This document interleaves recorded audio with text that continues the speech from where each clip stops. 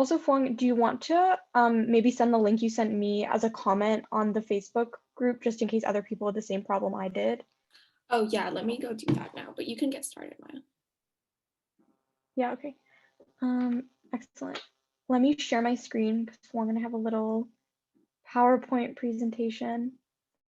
Juan, you need to, or whoever's the host needs to enable me to share Yeah, my I'll do screen that. so I can share the PowerPoint.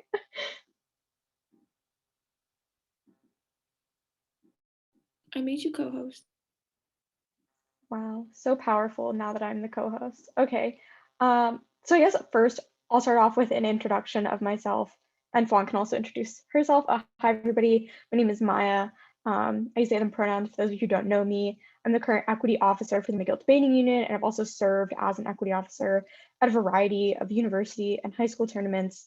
And the presentation that Fawn and I have for you today is kind of a compilation of our experiences of like equity best practices that we think should probably be like implemented at tournaments, and also just an explanation of how maybe new equity officers should approach like the various steps of doing equity. Fong, do you want to introduce yourself? Yeah, hi, I'm Fong.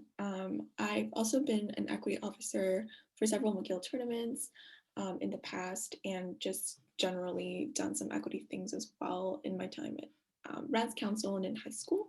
So yeah, this is me. Excellent.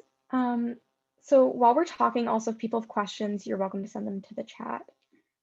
Okay, so basically what we'll be going over is how to do equity at tournaments, how to make equity accessible to people. We'll also do a brief overview of like what anti-oppression kind of means, and also like how to be a good active listener. I would note that the discussion we'll give you today is a very like brief condensed version of what like an actual anti-oppression or actual active listening training would get you. So I would recommend, if you are interested in further developing those skills, that you get like additional specialized training, but this will hopefully at least provide you a good basis for understanding what those things mean. Okay, I'll go over this slide, and Fuang, you can do the next one if you're down for that.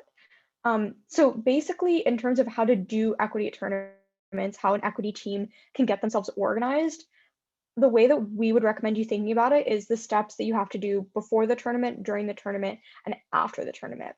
So before an equity team, if you are on an equity team, before the tournament starts, there's several things that you need to do as the equity team in order to ensure your tournament's like equitability. So firstly, you need to write an equity policy for your tournament. Specifically, we would recommend within that equity policy, you give a thorough delineation of what your opt-out policy would be. So an opt-out policy is a policy you write at a tournament where people can know if there's a motion that they don't feel comfortable debating because of equity reasons. So maybe it relates to a topic that would be too personal and upsetting for them to debate, or they think it will just lead to a debate where they'll feel uncomfortable for whatever reason. They don't have to disclose that. What that person or that team can do in order to not have to debate that motion. Uh, Fong and I will also be attaching on the Facebook page, as well as the YouTube recording of this once it's put up, an outline of the equity policy that we put for McGill Central Novice that we think was good, although, recommend make alterations as is needed for the specific needs of whatever tournament you run. But usually a good opt-out policy, in my opinion at least, would give teams the option to debate a different motion rather than having to not debate at all. So figuring out a way, working with your tournament's ad core to ensure that that is feasible is one thing. The other thing we would recommend is providing people resources for help or assistance that are like local and will be accessible to them throughout the tournament. So things like hotlines or people they can talk to, finding all those resources beforehand, so that way you can provide them to people in the equity policy when they're at the tournament. In terms of during the tournament, your key responsibilities are going to be things like the equity briefing, uh, and then also handling the equity complaints and equity related situations that come up during the tournament. In terms of the briefing, things that Fuang and I would recommend are, one, promoting positive behavior. So while obviously you need to tell people there are things you can't do, we also think it's very constructive to instruct people on what the expectations for their behavior are in a positive way. So doing things like requiring people to like check in on each other, that they're expected to be respectful of each other, and that is like the baseline for like what people ought to be doing, we think is another good thing because it gives people a metric of like what they should be working for. And we think that that in general leads to better behavior. We would also say, and this I know has been a recent issue in a lot of kind of like equity spaces, um, is that there's often a lot of like often inequitable things will be said in rounds. This will happen regardless of how great your equity policy is, regardless of how great your tournament is. It just does happen. So we would recommend then as like a equity best practice to instruct judges in your equity briefing that they should say something in rounds if a team says something that's really inequitable. So if a team gets up and they make really inequitable arguments, after that speech, we would tell you to encourage judges to say, like, let's give a reminder that like these kinds of arguments, whatever it is for that particular context, are not acceptable. And also to and also as well to kind of like encourage judges to check themselves for why they might dismiss arguments from certain teams in regards to like equity issues. So if a team gets up and they say, oh, like the other team's like arguments are bad because they harm X group of people, and then the other team tells you, oh, you shouldn't value that group of people, you should evaluate why it is you might like if you are weighing like the first team over the other, try and like tell judges that they should check themselves for why they're thinking along that calculus and to consider like inequitable arguments, even if maybe your tournament policy based on your ad core doesn't say that it should be an automatic four to run an equitable argument. Tell judges to really heavily consider if the inequitable arguments are good or not, because often they are not good arguments as well as being harmful, and to really try and check themselves from weighing against the calculus of teams that are calling out inequity within a round. We would also tell you that during the tournament, it's a good idea to have designated equity spaces. Fong will talk more about this when she goes over accessibility. But even if it's online or in person, having some kind of like designated equity space for things to be handled is good. Also, a best practice is to ensure that there's at least one equity officer sitting out of rounds each round so that way they can be available to handle complaints as they come up. After the tournament, we recommend writing up an exit report. I know this isn't required at every, all universities run their terms differently. I know this is not required at every university, but I think as a best practice, it's a good idea to write up, the things that happened in regards to equity. So you have a record of it in case people want to file complaints in the future, maybe in regards to equity issues that arose, it could be useful for that. It could also be useful for future people who run that tournament to have an understanding of what went wrong or even what went right if you handled things like really well. It's also good to have a record of how that happened so people can learn from that in future equity capacities. Okay. So we can move on to the next slide. Okay, so I'm just going to talk a little bit about accessibility. So obviously, since things have been switched to online, we've had to adjust how to make things accessible. But as a general premise, the first thing that's important is when you are giving your equity presentation, try to make sure that your slides are legible. And so using very easy to read fonts, nothing with nothing fancy or cursive like, just things that are like well-rounded fonts that are easy to read. Another important aspect is making sure that you have anonymous equity channels. So this can look like, multiple different forms of communication, such as an anonymous Google form. So having a Google form that doesn't collect the person's information and kind of gives an optional field whether or not the person wants to identify themselves. And yeah, just overall making sure that people know that there can be a way to like bring things to equity's attention without disclosing their identity if they do not want to do so. The second important aspect is talking just in general about like promoting inclusion and kind of working with the ADJ team, the ORCOM, and the TDs, as well as the debaters and judges to kind of make sure that the space will be accessible to everybody, right? I think a lot of times the issue with equity is that it often becomes a kind of like last minute acknowledgement in terms of equity just checking over motions and things like that, when equity should really be working in tandem with the ADJ team to make sure that everything is running smoothly. And I think Maya and I, we think that that's a really important part about integrating equity within your tournaments. Another important thing is talking about pronouns. So generally speaking, if you are familiar with the debate scene, most chairs and judges are asked to introduce themselves and kind of give an opportunity for speakers to disclose their pronouns as well as yourself. Obviously, pronouns should never be made to be something mandatory, as not everybody will be comfortable with that, but it is important to kind of make space for people to disclose their pronouns, to push back against the assumption of gender, and other things, especially again with online where you can't really see people's faces and people can still try to assume somebody's gender through their voice or through the way they speak. This is particularly important.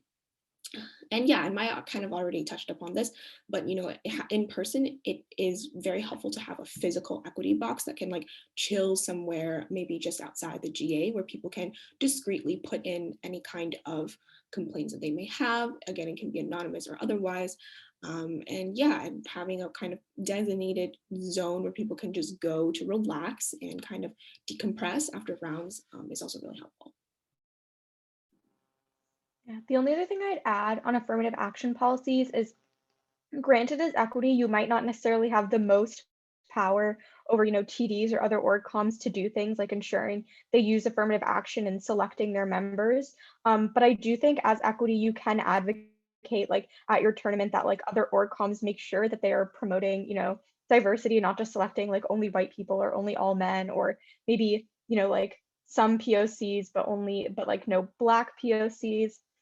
Ensuring that you are putting in effort, or working to try and like pressure those other org coms to select people of a variety of backgrounds is also important for inclusion. And I would also recommend, if you're running an equity team, to try and ensure that it does have diversity on it, as you will come into instances where some people might not feel comfortable reporting a complaint to somebody of like a different gender or of like a race that's not their own, i.e., like a POC person might prefer to report an instance of racism to a POC equity officer as opposed to a white one.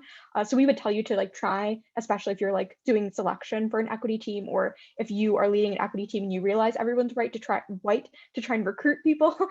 um, to make sure that everybody can be comfortable. We would also say you could talk to your TDs about implementing affirmative action, like discounts for teams. So like if teams will send, so like if institutions will send, more like women and gender minorities or more like BIPOC people, you can maybe try and like pressure your TDs to say, oh, maybe you should give those people like a lower reg fee or something like that. Because we think that that would be a better practice to try and incentivize teams or institutions to send more of those people when they otherwise might not, even if they should be.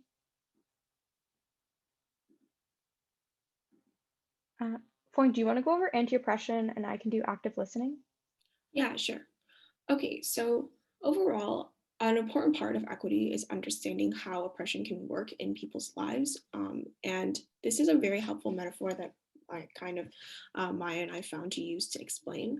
So, you know, obviously the top of the tree is talking about like the branches and the leaves. So like the kind of more obvious instances of inequity that can be visible, such as obviously, certain people having an easier time getting hired for job prospects or acquiring scholarships, and kind of the very visible violence that can happen towards racialized people, such as police brutality or the kind of microaggressions or discriminations that really highlight the fact that this person is othered and basically made to feel marginalized. Obviously, this can apply on several different accounts, and not just race, can happen with gender, age, class, and a lot of other things. But that's kind of like the more visible things that you can see at the top. And when you move down towards the bottom of the tree, you can see that, this kind of like discrimination is supported by a trunk that is institutionalized. So for example, the military or the education system or the government that reinforces these attitudes by like giving opportunities and consistently giving opportunities to one group and kind of like systemically excluding other groups from accessing those opportunities. And at the very bottom, you can see that the roots of all of this is kind of like the larger, grander logic of these structures, such as, for example, in colonial structures, the logic that indigenous peoples do not belong on their land and should be displaced of their land, as an example, right? Um, and so, all of these things kind of like work together to create the conditions that will make, just in general society inaccessible, but it also applies within debate, right? Oftentimes, especially in my own experience, I found that it's very difficult to feel like I really belonged sometimes at certain tournaments because the way that I spoke was very different from the speakers that would be getting like better scores than me, and some of my points were not credited as much because of the way that I presented my points, right? So I think that it's, as equity, it's very important to keep in mind that what you see or what the visible things that might be reported aren't the only things that are being at play that affect how somebody can be feeling. And you should take into account holistically what their experiences might be, given the other parts of their identity, and just be mindful of that.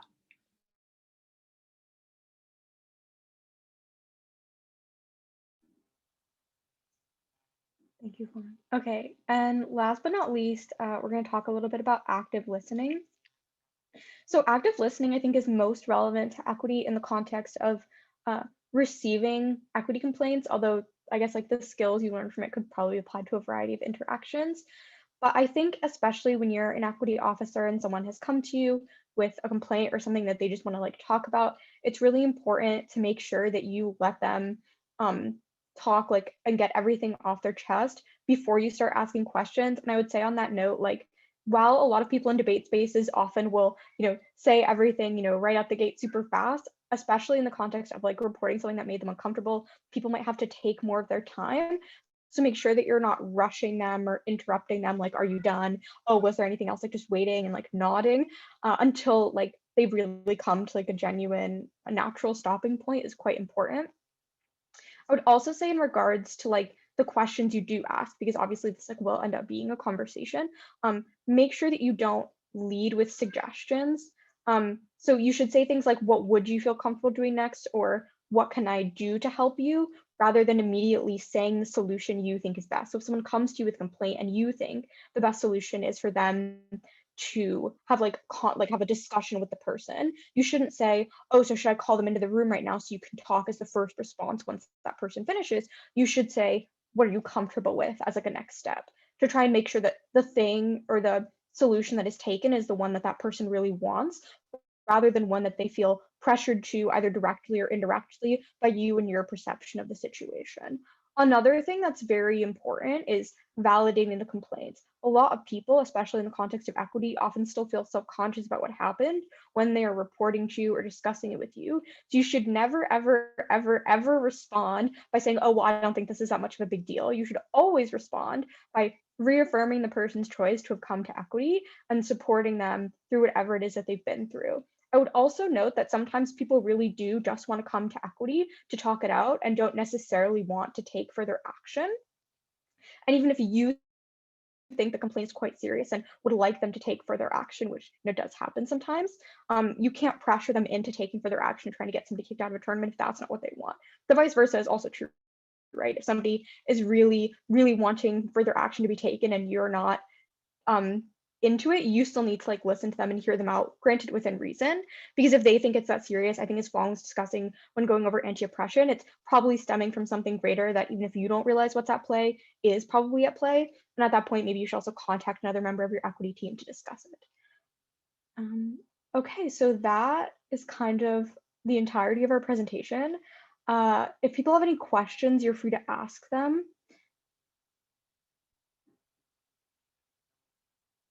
Okay, I see no questions. In that case, we can move on to the ADJ core presentation by Ruth and Jacob. Can I just get permission to screen share? Yeah, but I see that somebody has a question. You can go ahead and ask. Taufik. Oh, okay, yeah. But yeah, Ruth, I'll give you permission to screen share in the meantime. Thanks. Okay, that should have fixed it.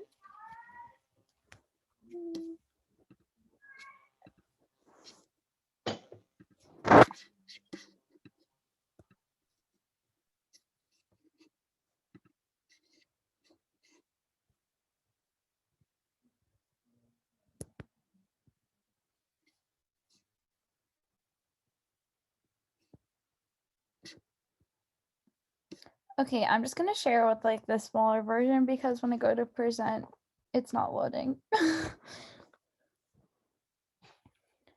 Do you want me to wait until the question's been asked? I think that'd be better. I feel like waiting to take it until after you do your presentation would be disruptive, Yeah, I'll just wait. unless people disagree.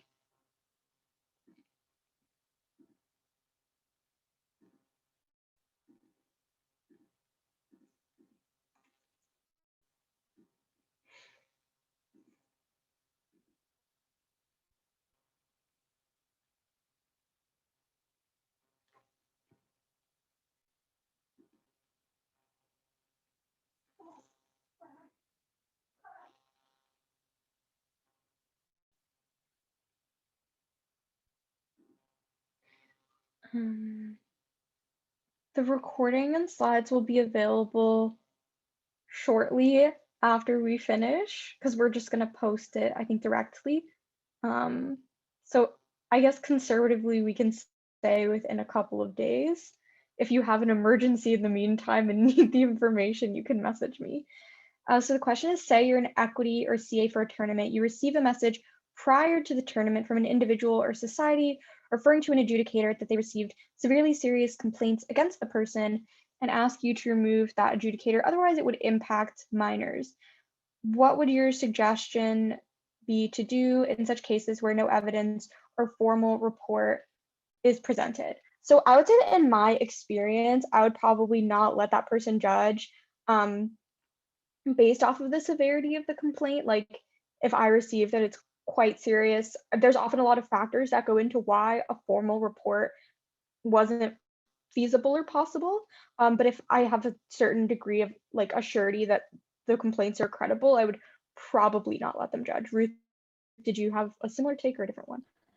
Oh, I was just gonna say I've had experiences with this in a few competitions, and I would say if it's a tournament completely full of minors, yeah, rejection of this person's probably fine. I think it's just important to consider if this complaint is public yet, if they're allowed to know that this complaint is having to do with their like them interacting with minors, because like there are obviously cases where people will not want it to be brought back to this individual, so you might need to have some other reason. If it is at like a university tournament where there might be some minors present and you don't want to remove them for other reasons such as not being able to tell them about it or whatever, I think keeping a close watch on them. Probably this person should not be in a capacity to chair rooms. If they are someone who you can't trust around minors, I probably wouldn't trust them in general. And then thirdly, like I would speak to them in advance of the tournament.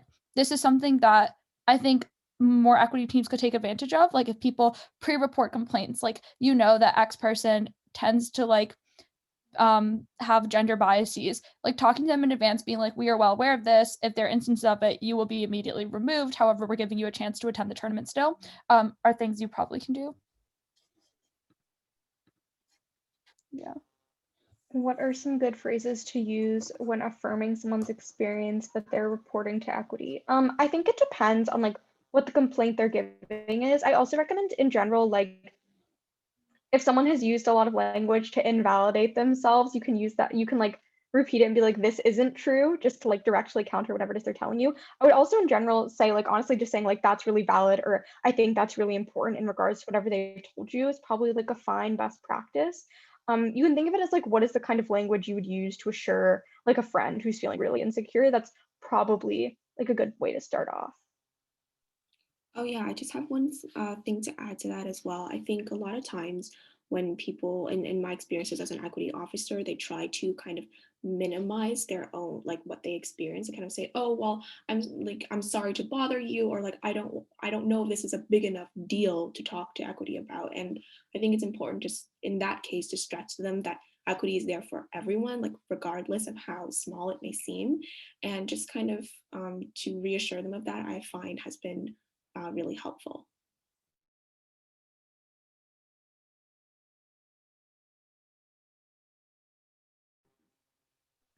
Okay. If there are no other questions, I guess I'll start. So thank you, Maya and Fong. If anyone does have more questions for equity, I'm sure they will be here and you can ask later. Okay, so I'm going to be doing a seminar on how to run an adjudication court. Jacob will chime in when he feels like it. So this is going to talk about three things. First, selection. Second, what you do in advance of a tournament. And third, during a tournament. I just, as a caveat, say that the way I do things or way I advise to run things are obviously not the singular approach. So feel free to and I do encourage you to speak to other members of the community that have had a lot of experience running tournaments and, mix and match what you like best. Okay. So first on selection of a CA team, I think there's a few things you want to strive for in a selection process. The first is a mix of experience levels. So you should probably have someone who has been on many CA teams before, who you feel confident can help run and organize an event. I think it's then important to have someone who is on the newer end of things. Obviously, they don't need to be brand new to debate. They presumably have debate and judge experience, but it is important that we expand the number of people who are qualified to CA, and the only way we do this is by allowing new people onto CA teams. This is the purpose of a DCA position. Some schools I've also seen have a novice adjudicator position that they will allocate to someone who is in a development phase, and I think this is something that is important for schools to adopt. And the third thing I would say is if you are running a tournament with an external AdCore, to have one person who is a member of the host institution on that team. This is just important for channels of communication between tournament directors. They might know what is going on at the the school end of things. So this is usually good. The second thing I would say in terms of selection is to have diversity in the members you are selecting.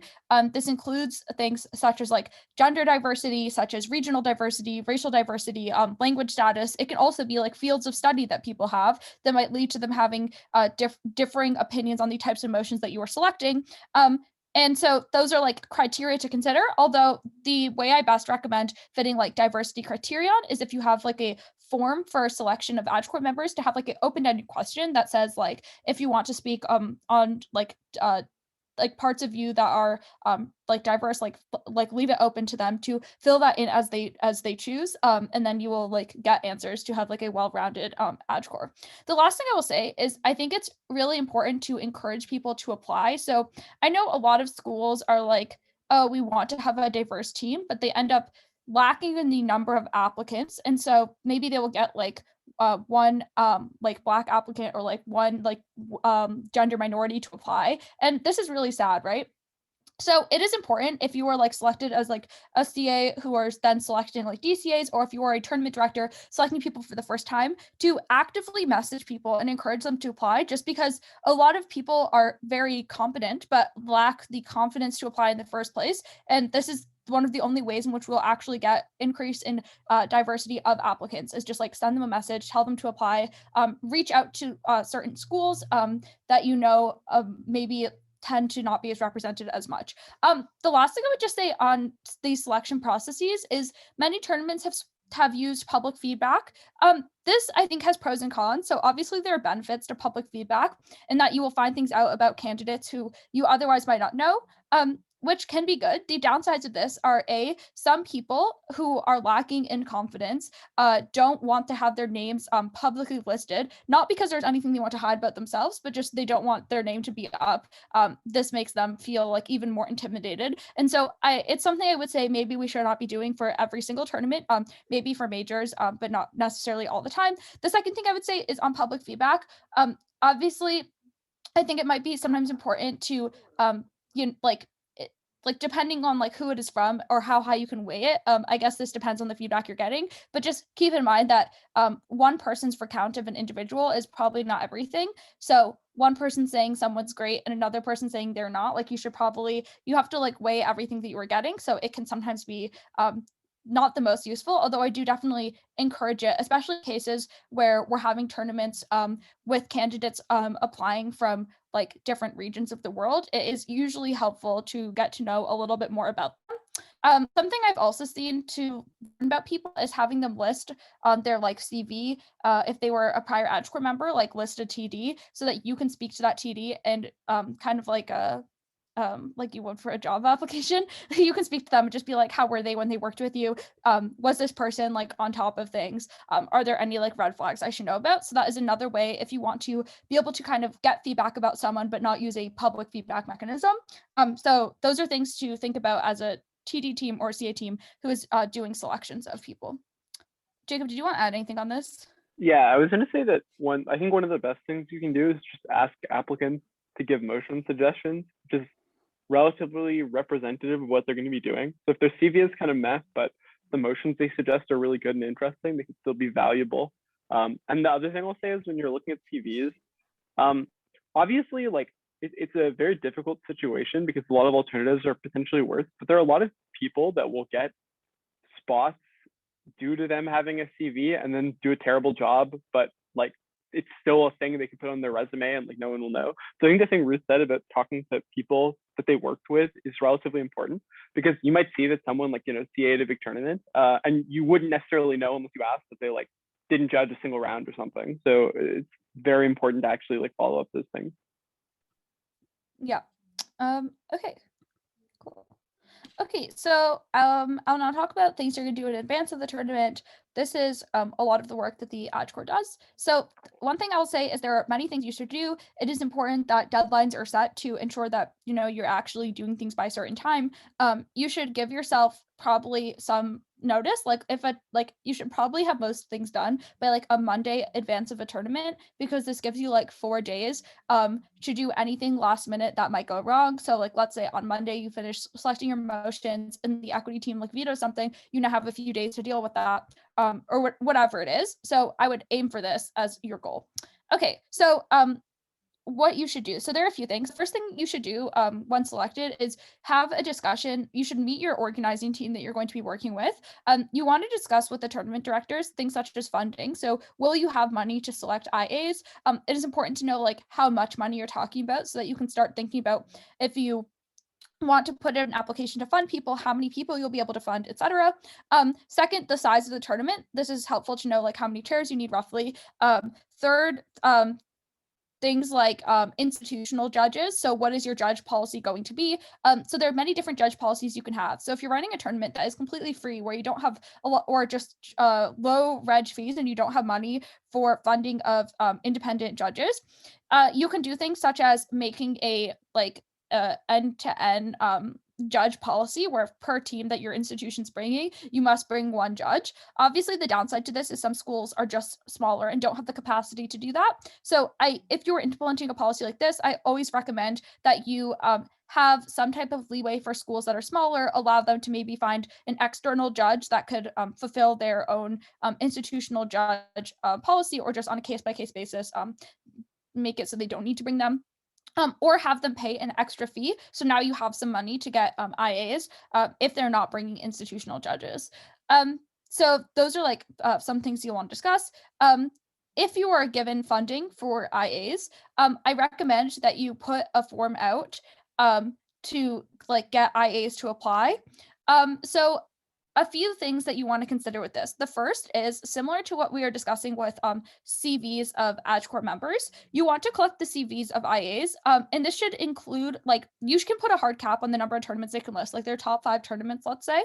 I recommend you doing this because if you are reading through hundreds of applications, you probably don't want to read about like 20 plus tournaments that each person attended. This is going to take way too much time. So have them give you like their top 5 tournaments. You probably want to get information such as, what was the size of this tournament? Was it like, did it only have 20 teams? Did it have 100 teams, etc.? What region was this tournament in? And maybe you can ask who a CA was. This is because not all tournaments are as competitive as others in regards to their judge break. And so one judge break might be more meaningful than another. And sometimes this also is not reflective of the speakers at it, right? So you might have a tournament that has relatively a weaker speaking pool, but maybe a lot of strong judges where that judge break matters more. So talking to CAs of a tournament, or just if you generally know what the tournament was, can help you in that regard. And the same thing here is like finding out how many rounds they've judged at prior tournaments and how many rounds they previously chaired at other tournaments are all useful in getting IA applicants. In terms of who to select, This is obviously not, there's no like one answer for this in terms of how much money you can allocate to each person. I recommend doing things like bracketing with funding. So if you like, for your most experienced judges, they can get X amount, for like intermediate, like Y amount, and then whatever. Maybe you select some people with no funding who you think just should deserve the chance to judge at this tournament without paying a reg fee. The one thing I'll say is you probably don't want to select anyone for free that will be actively disruptful to the tournament or make your panels too large. Like if you have 4 or 5 person panels, becomes too big. The tournament will go over time, or people don't get a chance to speak on panel discussions and they feel left out. So I would try and cap it at around 3 people per panel. If you were starting to like select people just for free because you want to like be nice to them and allow them to judge, that is like the one thing to consider at that point. I don't think there's anything else on IA selection that I necessarily want to discuss other than, as with CA selections, you do want to consider diversity in the IAs that you are selecting. So you don't want to get like a all, like you don't want to just select like all white men to be like IAing, especially when these people are likely sharing rooms. So still look for diversity criteria when selecting like IAs. Yeah, I also maybe would add here that with the rise of online tournaments, there's been a sad trend of people judging multiple tournaments at once. I would add like something about how your funding is contingent on you only judging at this one tournament and not judging multiple rounds simultaneously. Obviously, you should cut funding if this happens. Okay, the second thing is things that you want to discuss with the equity team. So you probably want to discuss an opt-out policy. So I believe Maya and Fong went over this already, so I won't repeat that. But just, you should know that if your equity team would like it to be so that teams can opt out with a backup motion, this is important to discuss to ensure that you have backup motions created. And you probably also want to be discussing different communication channels with them that you'll be using during the tournament. And then lastly, it is usually important to have them check your motions just as like a like it's sometimes good to have like a third party just kind of check it, because people on the outscore might be very invested in some of their motions. They might not see different types of inequitable argumentation that might be ran, and the equity team ultimately does have to deal with any issues that arise because of the motions that are set, and this burden is going to be placed on them. So it's nice to them to let them look over your motions in advance and discuss with you any issues that they see. This can also just be if they believe any content warnings might be necessary to put on these motions. Okay, with the tabs team, you want to discuss things like what judge ranking scale are going to be using. So is it going to be like a 1 to 10 scale, let's say? You want to discuss the break sizes that you are going to have. And then lastly, how slotting. So like how is judge slotting going to work? How are you going to communicate with each other throughout the tournament? It is good to have these conversations in advance, just so it does not become a mess day of. Okay, with your ad core, this is where like most of your work's gonna be done. I'm gonna talk about motions on a separate slide. So for now, I would just say that you want to discuss things like judge ranks. So this can be done. I would recommend some type of judge test. So at a minimum, get the CV of your judges. And if you want to go beyond that, you can create a judge test. There are probably many in circulation, but I would just recommend having a few questions that kind of ask people how they would rank different arguments that have been said. So 2 recommendations here. So one is a lot of judge tests have a positive trend of checking for ESL bias, where they will list like an opening half team says something and the argument is made with like the argument is made, then closing team says it, but with more academic language. And this question is just like, which team wins? And anyone who selects the closing team presumably has some amount of ESL bias, and you probably would like to watch this person and should not trust them as much. I think there's similarly suggestions recently made to create judge test questions that check for things such as racial bias. So if you have arguments that underlying them have some type of racist assumptions, and check the ways that people see these arguments as persuasive, could be a good way of seeing if your judges are going to be biased in a round that in ways that you should know about. So those are things to consider in formulating this test. Okay. And then you want to rank your judges in advance with enough time so that tab team can enter the judge ranks into a system. okay, you want to just discuss briefings that you're going to be doing, like having a judge briefing and a speaker's briefing, who's going to be doing what. There are a lot of these made, so if you are running an ad core and you need them, you can probably find ones from other tournaments and base yours off of that. So I'm not going to go over it too much, but you just want to include like basic rules for people. The last thing is with your ad core, you want to discuss round availability. It is not, I guess, not so shocking anymore. The number of times that members of edge teams will just be like, oh, I can't show up for the entire tournament or whatever. So do discuss what rounds people will be there for. I recommend that one member of an edge core sits out each round. This is to do things such as one, deal with issues that arise, such as needing to like throw in a swing team at the last minute, needing to rearrange judges based on whatever like issues come up. Anything else, like deal with things. The second is if someone is sitting out, this gives them a lot of time to read through feedback that you have received on judges, to take notes of important feedback for the rest of everyone to use for the future rounds. The third thing is while someone is sitting out, they could preform panels of the next round. So that the tournament just runs smoother, because then you don't need as long between different rounds to work. So that is something that you want to discuss and like before the tournament. Okay, in terms of motions, so here's like a document. I guess you want to have some type of spreadsheet where you collect like people, like give people, I don't know, some time to list motions that they want to set. They should include the topic area, like a science motion, what the motion is, what the info side is. You then want to give everyone a chance to comment on these motions. And then lastly, you want to rank them. So in terms of, I guess, to consider for each of these things, one is when you are ranking motions, I sometimes advise doing this anonymously just so that you don't base your ranking off of like other people. Like there are always going to be some amount of like hierarchies even within an ad core where people maybe will side with someone just because they deem them to be reputable. So for example, if you make all of your rankings in like a white font, people won't see them, and then just have the average show up in whatever colored font, then you can see it. Then everyone else is anonymous to you. So those are things that you can do. I recommend ranking motions prior to meeting to discuss them. So you can discuss like the top ranked motions first, followed by anything else that people want to like give a case for, even if it was lower ranked. This will just make your meetings run a lot smoother, especially if all the commentary has been done in advance on a document. So in terms of motion setting and things to consider, one thing is you want to have diversity in topic areas. So if every single motion you have is like a econ motion, people will probably be sad. Similarly goes for any single topic area. So you want to diversify amongst topics that you are setting. The second thing is you want to check for wording and like complexity of your motions. So if your motion requires an info slide, this is fine, but you do want to ensure that it is not too lengthy or too wordy or hard to decipher, especially keeping in mind that there are often a lot of ESL speakers at tournaments, and, you know, giving like a 2-paragraph info slide with like a lot of like vocab in it might just take some speakers more time to decipher than others. So you do want to make your motions as accessible to read as possible.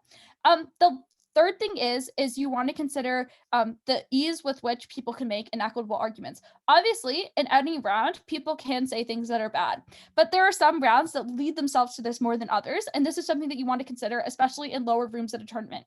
If you think that a motion is perfectly fine and this doesn't need to happen, that's like good. And I believe that this happens most of the time, but there are always going to be rooms where speakers don't see this in advance. So maybe this means saving these types of motions for out rounds where you know that the speaker pool is going to be more experienced with choosing arguments that are more equitable, or just not setting a motion, because sometimes it is better to err on the side of being safe, although this is up to you and your edge team and what type of blowback you are willing to face for the motions that you set. The third thing you want to do after you have selected motions is like where you're going to place each motion. So obviously everyone has different recommendations for this. I recommend that your round 1 motion is quite simple. So you don't, for example, want a motion where if the OG team models it weirdly, it ruins the debate for everyone else in the room, especially because the skill level of people in these rooms is going to be quite arbitrary and mixed. You want a motion that can be easily won or lost from any singular position without ruining the debate for everyone. So that is something to consider with like a round 1 motion, like a clean, simple debate. The same thing I'd say would apply probably for a bubble motion, right? If the round that determines the break, you probably don't want it to be so that if someone else in the room messes up your break potential. So those are things you want to consider. There are obviously other considerations for other in rounds. I just encourage you to talk through this with your as team on where you want to place motions. It can also be like that you don't want to have like all of your like IR econ motions in a row, and maybe you want to like mix them up. The last thing I would say is you want to depth test your motions. So check that there are arguments that you can run from closing, not just the arguments you can think of, but ones that can easily that can be an opening team or be framed to be an opening team. So the way I recommend this is actually you could do this in advance when you're ranking your motions. After you've ranked them all though, and you have like the, let's say 8 motions you're going to run at a tournament, have one person depth test every single motion. So like you have 5 people and maybe each of you take 2 motions and depth test them, and have it be someone who did not write this motions to see if other people on your ad core are able to come up with multiple different arguments that you can run for each motion. And this is important to do, especially because teams might question you on it and you want to be able to look back on it and give people advice on other arguments they could use. It also just makes sure that you're like very thorough with what you're doing. But meetings don't need to go super long, so you can depth test them not during a meeting, put them into a document what you think the depth test is, and everyone could see it and approve it.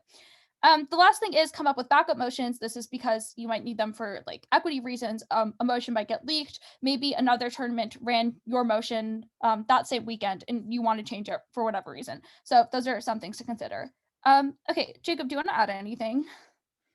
I feel like you covered everything. I don't really have much to add there. Okay, lovely then. Okay, so last thing I'll talk about is what you should do during a tournament.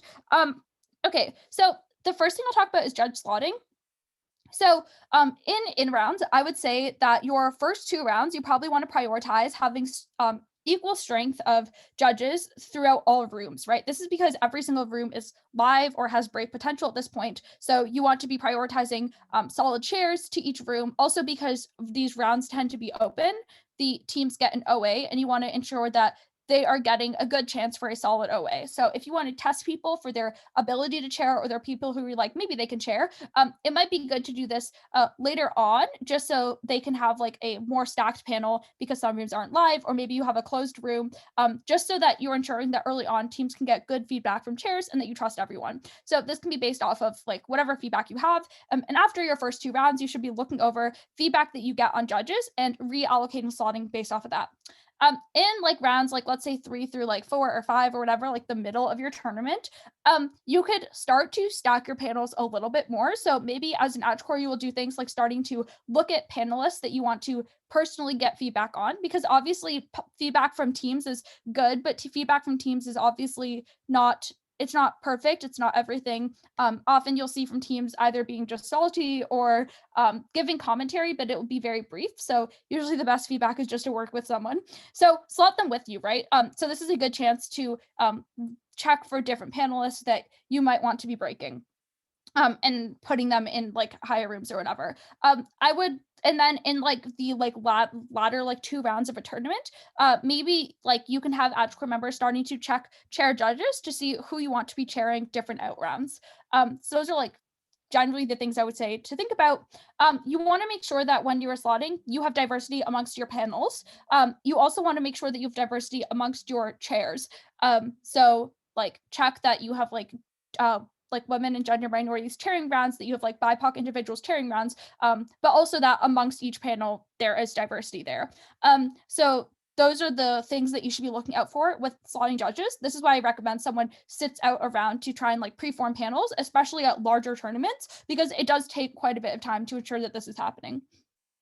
I would say that when you get feedback and you're doing things such as determining a break or whatever, if you know that someone is maybe generally a solid judge or has been solid in the past at other tournaments, this does not mean that, you know, people can have off weekends, right? So maybe they're getting bad feedback. It might just be good for you to check them, right? Like put them on your panel, see how they're doing. It's also good to consider that some tournaments do breaks purely based on feedback. So people with the highest feedback break. I would say it's important to look at a mix of that and diversity of your judges. So keeping in mind that teams are more likely to dock points off of like a woman who is giving an OA to them than someone else. So keeping that in mind, their feedback might be worse, right? So it is important to consider a mix of these factors in breaking people. In terms of slotting in Outruns, I'd say that generally it is nice of you as an ad core to let people like institutional judges or IAs chair Outruns at tournaments. This is because it is giving them like a chance to add something to their CV. Like you are already seeing this tournament, you already have that for your own CV. This is like a nice thank you to people. So if there are people who are getting solid feedback, you should prioritize giving them like chair slots in Outruns as well. You know, obviously there'll be tournaments where this just doesn't happen, unfortunately. But that is something you want to consider. I think, Jacob, do you want to add anything for stuff during tournaments? Yeah, I guess I had two things. The first thing was like, wait, actually, the first thing was about hard drop policies. You reminded me of that when you were talking about like judging. This is, I think, more of an issue in in-person tournaments where people will like roll up really late. It's important that you establish ahead of time what your policy is going to be and like your willingness to like drop teams from the tournament if they show up late. I think the best way to be both like lenient with people when they need it and also like relatively strict, ensure people aren't just like holding up the entire tournament to get like coffee or whatever, is to essentially just say that you will hard drop anyone that doesn't show up or contact you with an excuse by a certain time. So that way, like, you know, at minimum, you know where everyone is going to be. And you like, there's no sort of like uncertain amount of time you're going to have to wait for teams to show up. So that sort of enables you, like, you know, if something actually comes up, like there's a snowstorm or something, you know, teams can still text you. But like, make sure you're very clear about that in advance, because the last thing you want is teams to get like very angry with you when you like drop them, even though it's like completely justified.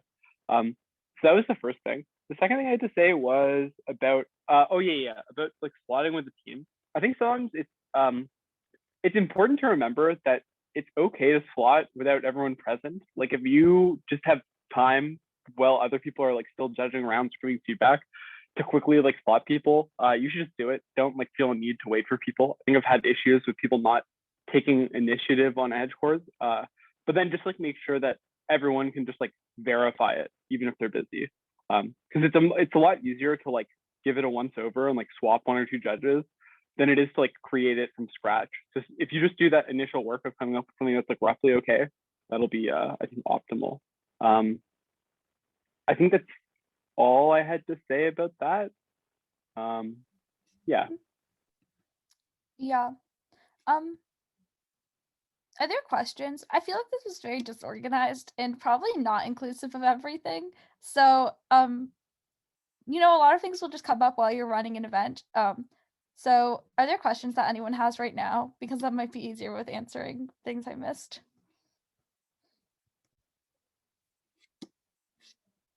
Oh, I actually had a slightly unrelated thing. Okay. This is a lot. This is also a much more applicable in-person thing. It's not really about technical details of running tournaments, but if you're like on the edge for a tournament and you're like a very like visible person in terms of organization, it's very chill of you to like be nice and like talk to people, especially like novices that are coming from other schools, and like make them feel very welcome. I think that just goes a long way to making the experience better for everyone. So be like extra nice, maybe even nicer than you otherwise would be, to make people feel included. It's kind of nice. Yeah. Okay, honestly, Jacob, I'm proud of you for making that comment. Okay, does anyone have questions? Okay, no one has questions. Okay, great. Well, honestly, I have a question. Oh yes, okay. What? Well, so I have been on CA team for quite a few tournaments, but a trend I have seen is some chairs remain vindicative towards minority judges, i.e. ESL, POC, WGM, right? So I have seen that they have been filling out feedbacks with no comments for 5 or 4 out of 10, right? So how to address and limit this? Because they have done the same for the judges who I have trusted or other member of the CA team trusted. Do you mean the judges didn't fill out feedback on panelists, or that teams didn't fill out feedback? What I meant is they are submitting the feedback without any comments, but with a very low lowest score. Oh, okay, yeah. So one thing I would say is in a briefing, just be like, we won't be like you can just say we won't accept scores without comments. I think that's valid. Or you can say that we will devalue scores without comments, and then in Tabby you can just ignore a comment. So if someone enters a 0 with no feedback, you can just ignore it, so it won't affect that adjudicator score. And I think that's one way of doing it. The second is just tell judges that they won't break unless they fill out feedback on their panelists, and tell them that it does not count as feedback without comments. And then by doing that, you're probably forcing them to give comments on people they judge with. And then there's a way to enable public feedback so that people can see how many feedbacks they've submitted. And that's one thing I would add. I don't know if that helps completely. Yeah, I had one other thing to say. You can always just like, if you know who is submitting a certain piece of feedback, you can just like ask them. Just be like, hey, what did you think of that judge on like, I don't know, Facebook Messenger or something, and you'll get some idea of like their reasoning. Because sometimes people just need to be asked, I don't know why. But yeah, like the specific feedback is essentially the only thing you can really go on. You really want to know exactly what it is that they're doing that's not good. And it's also useful because you could like make better general announcements to people about like judging issues. If you see that like a lot of different judges are making some type of mistake that is like frequent, you can point it out and try to prevent it across the tournament. I would also just add that having a clear scale for feedback is helpful. So telling people what each score means, so people aren't just defaulting to what they think like an 8 means. Yeah. Okay. Are there any other questions? I hope that answered that a bit. Okay, yeah, no worries. All right, well, I guess if anyone has questions at other points, I'm like online always, so you can just message me and I'll try and answer eventually. So yeah, and good luck to everyone running tournaments. Maya or Fong, is there anything else we are doing here? No, there is not. The MDU will be hosting future seminars for how to TD a tournament and also how to tab a tournament in early May. So if this was of any interest to you, maybe that will be as well. These recordings will be posted, I think like we said earlier, probably within a day or a couple days. So No, don't worry is about it that. They're asking Mhm. where it will be? Oh, where? So it's going to be posted on the MDU YouTube channel. I won't tell you to subscribe because I doubt that will be useful to you, but you can just Google MDU YouTube and it should pop up. Oh, amazing. Okay. Sorry, I could just answer this question. So in judge breaks, so one thing is I encourage you when when people sign up to judge on their registration form, ask for diversity criteria. So you can explicitly say, like, do you identify as like a woman or gender minority or whatever, or just as I said before, having an open box is good. And then like go through the list and like see like it's better to do this based on what people told you about themselves as opposed to making assumptions on them, which is why it's important to have this in a form. And then I would just like look at people based on score first, right? So people who received highest feedback. But if you notice that this is not diverse, take the lowest people, the people at the bottom of this cutoff, throw them out of the break, and then add people in who had reached diversity criteria but maybe had slightly lower feedback.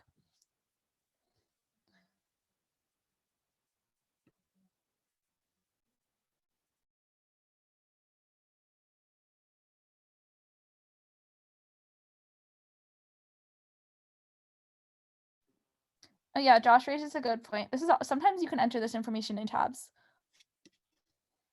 And it also lets you then, if you have it in tabs, compute like things about the tournament, like disparities and like speaks between different groups of people, which is always informative. Yeah, that's what I would say for breaks. Yeah. I don't know if I have more comments than that. Okay, are there any other questions? Oh, sorry, Jacob, you have. Oh, I did you mention that you should break more people than you need in case people drop, which is I think also more applicable for in-person tournaments? I've definitely been to a Ye- lot of tournaments where like they couldn't start because they didn't have enough judges. And I suspect Yeah, so I would say get people's availability in advance. That's probably going to solve for most of it. But yeah, I mean, this is true. There's definitely it's a balance because you don't want to break people and not slot them, right? So I would just consider that. Okay, great. If there aren't any other questions, I want to thank everybody for coming today. You're all free to go, live your lives.